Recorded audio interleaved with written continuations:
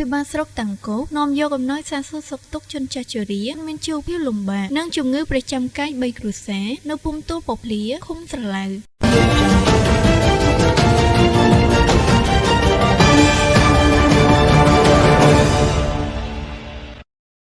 លោកហាមងហួតអភិបាលស្រុកតាំងគោកនិងសហការីនារសៀលថ្ងៃទី18ខែសីហាឆ្នាំ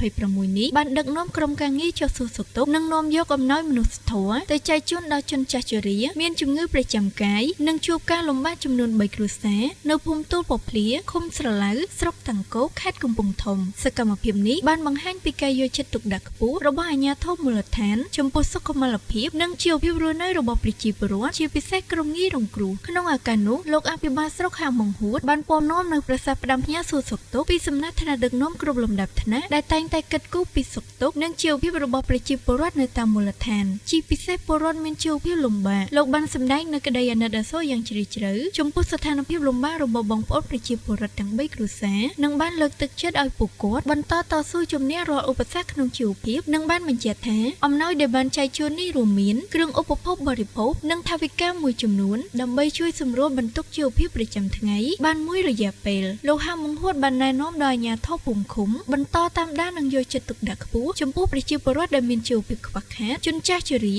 ជនពិការនិងក្រុមងាយរងគ្រោះផ្សេងៗទៀតដើម្បីធានាថាពួកគាត់ទទួលបានការគាំទ្រនិងជំនួយទាន់ពេលវេលាគូបញ្ជាក់ដែរថាការចុះសួរសុខទុក្ខនិងចែកអំណោយនេះគឺជាផ្នែកមួយនៃការអនុវត្តគោលនយោបាយរបស់រដ្ឋាភិបាលកម្ពុជាក្នុងការលើកកម្ពស់ជីវភាពនិងសុខុមាលភាពរបស់ប្រជាពលរដ្ឋគ្រប់រូបឲ្យកាន់តែប្រសើរឡើងផងដែរសូមជម្រាបដែរថាអំណោយដែលបានប្រគល់ជូនគ្រួសារទាំង3នេះរួមមានអង្ករមីត្រីខទឹកសុទ្ធនិងថវិកាមួយចំនួនផងដែរ